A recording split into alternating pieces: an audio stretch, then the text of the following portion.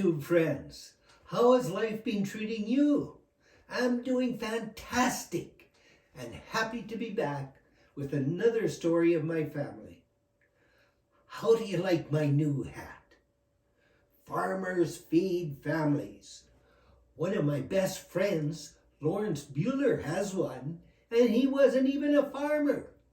I had to have one because I'm really proud of being a farm boy and growing up on a mixed farm. Do you recognize this hoodie? In today's story, Max, a West Highland White Terrier, joins our family. We moved to Sangudo, a village of 700 individuals, 120 kilometers northwest of Edmonton, in August of 1972. We lived in a county teacherage for the first 4 years before moving to an acreage just north of the village.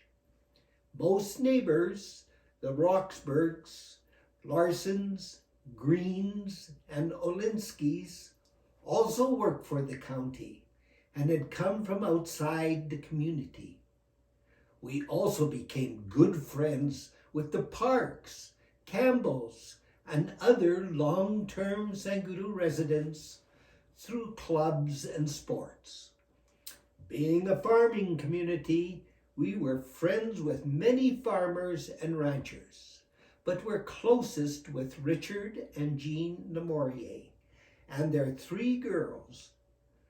Richard and I have remained in close contact over the years, and he came to visit me at the La Salle Hotel in Regina and the Balloon Ranch in Colorado, but never made it to China.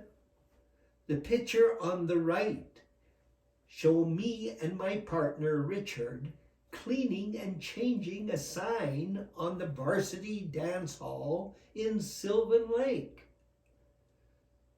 The first year in Sangudo, Kathy also worked with the county as an assistant for Naomi's grade 1 teacher, Mrs. Keller. Kathy loved working with little kids, but a year later, government regulations changed and Kathy was not rehired because she did not have the required qualifications. Kathy had quit high school to marry me and raise a family. Later on, Kathy got a job at the local Bank of Commerce where she trained to be a teller. She also took training as a defensive driving instructor and offered that course to the public. Thus, every member of our family had a very active social, community, and work life. Roxanne, Nadine, and Naomi were heavily involved in sports. The Legion Marching Band, Green Jets, 4-H, babysitting, and 100 other activities.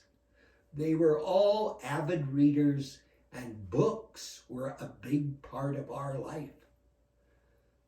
Our family was young, and all 5 of us took local beginning skiing lessons together before heading off to the big ski resorts at Jasper, Banff, Kananaskis, and Lake Tahoe near Reno, Nevada. I will never forget going up the west, cold, snow-covered mountain on the California side and reaching the top to see the desert of Nevada on the east side and feel the warmer air of Nevada as we skied down the east slopes. The sport Kathy and I most enjoyed was ladies fastball. I coached the local Sangudo Lionettes ladies team. Kathy played every game, and the girls were our best spectators.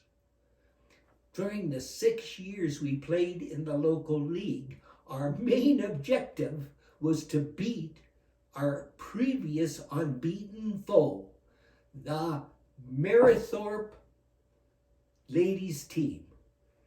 Perhaps it was because we started training in school gyms while there was still snow on the ground, and attended at least 8 tournaments each season, that we finally beat Marythorpe and took the Highway 43 League trophy home to Sangudo.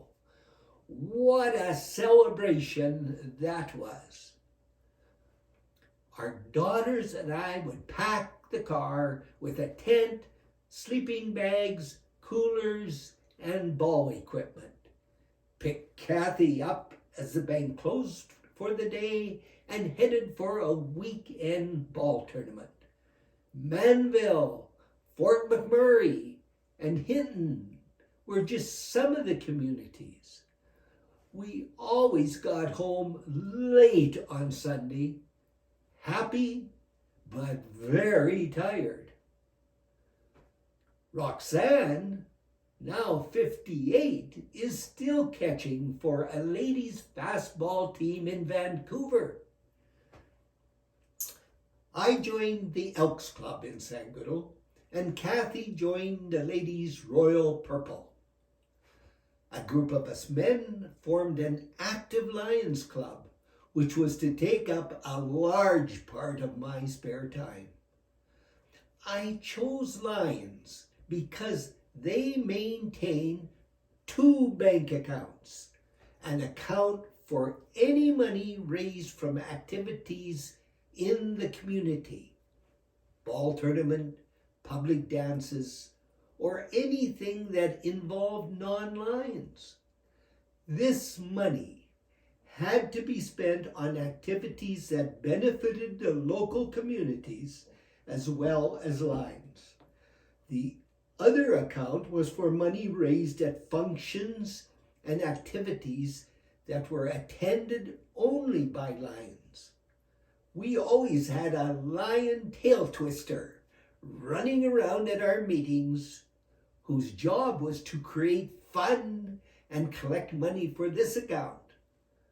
We also put on a Grey Cup stag party for Lions only, where we showed a stag movie or two. The money in this account was never much, but we could use it to go to Lions conventions and other internal events. It cost a person time and money to belong to a Lions Club. Still, the benefits from comradeship and the community's appreciation for the services and facilities provided made it all worthwhile. Our Sangudo's Lions Club sponsored the Sangudo Ladies Fastball Tournament and organized a 3-day yearly tournament that grew to attract 40 ladies ball teams from across Alberta and Saskatchewan. Sangudo would more than double in size, and the top division would attract the very best teams from our largest cities. We would also rent the largest circus tent possible and host barbecues and rowdy Western dances over the weekend. It took at least 100 volunteers to run the event, and in our best year, we made over $10,000 in profit, which we used to build more ball diamonds on Riverside's campgrounds and start construction on an 8-unit retirement complex for local seniors. We showed our appreciation for the volunteers by hosting a complimentary T-bone steak barbecue and dance for all volunteers a week or two later. Next year, it was always easier to get willing volunteers. Our Men's Lions Club formed a Lioness Club for our wives, and together we started a Leals Club for the community's youth. It was where our daughters learned to organize, speak in public, and give back to the community through a winter carnival, sports contests, and other events. The prime idea behind all three clubs was to have a lot of fun with each other while raising money for worthwhile projects for a better community. Another Sangudos Lions activity was student exchanges.